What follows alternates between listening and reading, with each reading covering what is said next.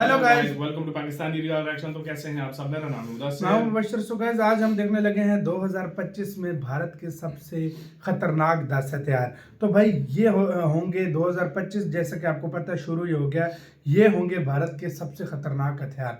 तो काउंटडाउन करते हैं भाई, 3 2 1 एंड स्टार्ट। दोस्तों, नया साल भारत के लिए एक नए युग की शुरुआत लेकर आ रहा है, जहां रक्षा क्षेत्र में आत्मनिर्भरता की दिशा में अभूतपूर्व कदम उठाए जाएंगे, जहां भारतीय सेना, वायुसेना और नौसेना के पास आने वाले दिनों में वे युद्ध उपकरण होंगे जो न केवल हमारी सुरक्षा को मजबूत करेंगे बल्कि दुश्मन के लिए भी एक चेतावनी का संदेश देंगे। एक तरफ अपाचे हेलीकॉप्टरों की धमक, तेजस मार्क 1A के आकाश में उड़ान भरने की तैयारी और भारत की तीसरी परमाणु पनडुब्बी का पदार्पण, इन सभी घटनाओं से साफ है कि भारत अपने रक्षा क्षेत्र में एक नई ताकत के रूप में उभरने जा रहा है।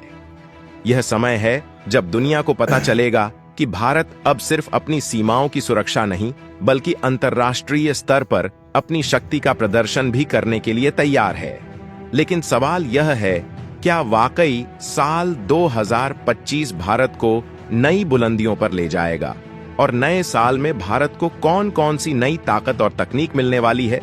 आइए जानते हैं आज की इस वीडियो में। लेकिन आगे बढ़ने से पहले इस वीडियो को एक लाइक करके चैनल को सब्सक्राइब जरूर कर लीजिए, क्योंकि यह आपके लिए सिर्फ 1 सेकंड का काम है, लेकिन इससे हमारी काफी बड़ी मदद होती है। दरअसल नया साल भारतीय स्वदेशी रक्षा उद्योग के लिए एक नई उम्मीद और संभावनाओं का दरवाजा खोलने वाला है, जहां आत्मनिर्भरता की ओर बढ़ते इस कदम के साथ भारत की आर्म्ड फोर्सेस की जरूरतों को पूरा करने के लिए कई महत्वपूर्ण कॉन्ट्रैक्ट्स साइन किए गए हैं। और इन नई साझेदारियों से एक ओर जहां टेक्नोलॉजी में बदलाव की उम्मीदें हैं, वहीं लाख 1 करोड़ पर चीन के साथ जारी तनाव और उसके समाधान की चुनौती भी सामने है। और जैसे जैसे स्वदेशी रक्षा उपकरणों की ताकत बढ़ेगी, यह समय तय करेगा कि भारत किस तरह अपनी सीमाओं की सुरक्षा को और भी सशक्त बनाता है, क्योंकि यहां पर अमेरिकी निर्मित अपाचे अटैक हेलीकॉप्टर, जो पहले से ही दुश्मन के खिलाफ दहशत का प्रतीक बने हुए हैं, इस साल भारतीय सेना के बेड़े में शामिल होंगे। माना जा रहा था कि फरवरी 2024 में पहला अपाचे हेलीकॉप्टर मिलने की उम्मीद थी, लेकिन अब इंतजार का दौर खत्म होने को है और साल 2025 में यह भारतीय सेना के बेड़े में शामिल हो सकता है। बात करें अपाचे अटैक हेलीकॉप्टर की, तो अपाची H-64 एक अत्याधुनिक सैन्य हेलीकॉप्टर है, जिसे मुख्य रूप से हमला करने और लड़ाई के मिशन के लिए डिजाइन किया गया है। यह हेलीकॉप्टर अपनी गति, शक्ति और विविध हथियारों के कारण दुनिया के सबसे खतरनाक अटैक हेलीकॉप्टरों में से एक माना जाता है, क्योंकि अपाचे हेलीकॉप्टर में एक शक्तिशाली 30 मिलीमीटर की गन, लंबी दूरी तक मार करने वाली हेल फायर मिसाइल्स और रॉकेट्स जैसे विभिन्न हथियार लगे होते हैं, जो दुश्मन के टैंक, बंकर और अन्य सैन्य प्रतिष्ठानों को नष्ट करने के लिए सक्षम हैं। यह हेलीकॉप्टर न केवल हमला करने में सक्षम है, बल्कि यह निगरानी और खोज राहत अभियानों में भी काम करता है। इसका डिजाइन इसे हर तरह की मौसम स्थिति और समय में काम करने की अनुमति देता है। इसके अलावा अपाचे में अत्याधुनिक flight control system, night vision और थर्मल इमेजिंग सेंसर होते हैं, जो इसे रात और दिन दोनों समय में प्रभावी बनाते हैं। ये सेंसर इसे दूर से दुश्मन की पहचान करने और हमला करने में मदद करते हैं। खास बात यह है कि अपाचे हेलीकॉप्टर 250 किलोमीटर प्रति घंटे की गति से उड़ सकता है और इसकी उड़ान बेहद लचीली होती है, जिससे यह किसी भी युद्ध क्षेत्र में अपनी स्थिति बदलने और हमला करने में सक्षम है।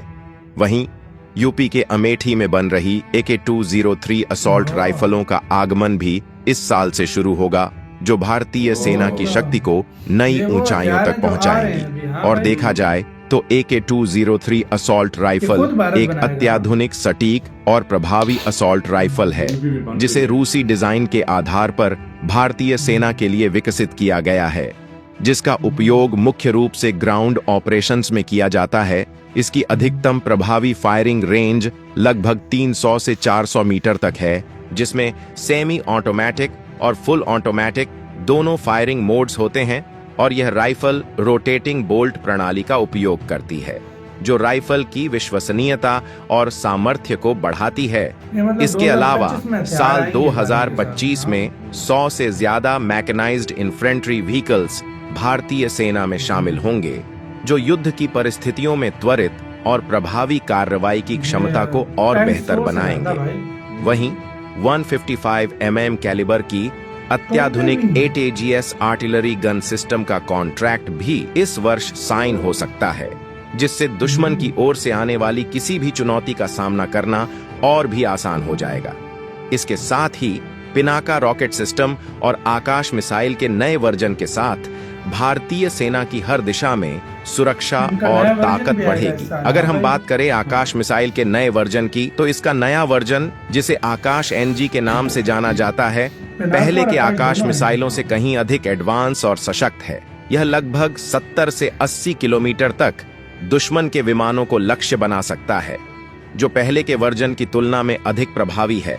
इसके अलावा अत्याधुनिक रडार और सेंसिंग, बेहतर गाइडेंस और कंट्रोल सिस्टम, मल्टी लॉन्च और एक साथ कई लक्ष्यों को नष्ट करने की क्षमता, कुशल इंटीग्रेशन और ऑपरेशनल क्षमता जैसी चीजों का अपग्रेड होना इस नए वर्जन को और भी बेहतर बना इस साल देती तो है। बहुत कुछ आ लेकिन रहा है। आपको यह जानकर हैरानी होगी कि साल 2024 भारतीय वायुसेना के लिए एक निर्णायक वर्ष हो सकता है, जब नए साल में तेजस मार्क 1 ए फाइटर जेट की पहली खेप मिलने की उम्मीद है। हालांकि इसकी शुरुआत में कुछ देरी हो चुकी है, लेकिन वायुसेना के लिए यह वक्त संघर्ष का ये है, भी 2025 क्योंकि में वर्तमान में आएगा। वायुसेना 1A के जो पास 42 फाइटर स्क्वाड्रन की जगह केवल 31 स्क्वाड्रन हैं, जिनमें से MiG-21 बाइसन की 2 स्क्वाड्रन 2025 में पूरी तरह से रिटायर हो जाएंगी, जिससे भारत के लिए चुनौती इस बात की है कि कैसे घटती स्क्वाड्रन संख्या के बावजूद दोनों मोर्चों पर भारतीय वायुसेना अपनी शक्ति को बनाए रखे। वहीं S-400 एयर डिफेंस सिस्टम की बाकी 2 यूनिट्स और लद्दाख में नए एयरफील्ड का निर्माण वायुसेना को नई रणनीतिक ताकत देगा। और सबसे बड़ी खबर यह है कि तीसरी न्यूक्लियर सबमरीन SSBN अरिधमान, जो फिलहाल ट्रायल्स के दौर से गुजर रही है, जल्द ही भारतीय नौसेना का हिस्सा बन सकती है। इसके बाद 2025 में जब यह रणनीतिक बलों के कमांड में शामिल होगी, तो यह भारत के समुद्री रक्षा तंत्र को और भी मजबूत बना देगी। फिलहाल भारतीय नौसेना के पास 2 न्यूक्लियर सबमरीन SSBN पहले से ऑपरेशनल हैं, और इस नए सबमरीन के साथ भारत की समुद्री ताकत में और इजाफा होगा। इसके अलावा 2025 में प्रोजेक्ट 15B के तहत चौथा डिस्ट्रॉयर सूरत, कलवरी क्लास की एक और सबमरीन वागशीर और नीलगिरी क्लास का पहला गाइडेड मिसाइल फ्रिगेट नीलगिरी भी नौसेना को मिलेगा। और अगर आपको नहीं पता तो बता दूं, SSBN अरिधमान भारत का तीसरा स्ट्रेटेजिक सबमरीन बैलिस्टिक मिसाइल नौसैनिक SSBN है, और यह भारतीय नौसेना की एक महत्वपूर्ण ताकत है, जो परमाणु हमले में सक्षम एक अंडर वाटर प्लेटफॉर्म है, जो भारत की न्यूक्लियर ट्राइड का हिस्सा है, यानी भारत को परमाणु हमले से बचने और जवाबी हमले करने की क्षमता प्रदान करता है। और देखा जाए तो इंडियन ओशन रीजन में जिस तरह चीन अपनी मौजूदगी बढ़ाने की कोशिश कर रहा है, उस चुनौती से नए साल में भी नेवी को निपटना होगा। ऐसे में भारत की रक्षा शक्ति के लिहाज से साल 2025 काफी ज्यादा महत्वपूर्ण होने वाला है।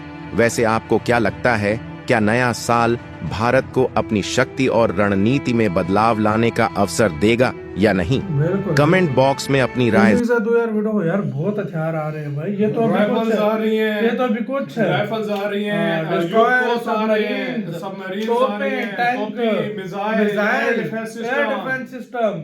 अच्छा, उसके बाद यार हेलीकॉप्टर। हेलीकॉप्टर यार पहले था यार इंडिया के अपाचे पास, है हाँ। नहीं, सुनने में तो आता था, लेकिन ये भाई ने बोला पहला आ रहा है, तो शायद हो सकता या है, शायद हाँ। इस ऑर्डर का पहला आ रहा हो, पहले हाँ, थोड़े से मंगवाए पहले हो, और थोड़े से, तो फिर हाँ। बाद में बड़ा ऑर्डर दिया। बिल्कुल, बिल्कुल। तो उसका भी तो ये गाइस बताना यार, क्या क्या हथियार आ रहे हैं 2025 में। तो आपको इसके अपने राय बताना, अपना बहुत ज्यादा ख्याल रखना तो यार।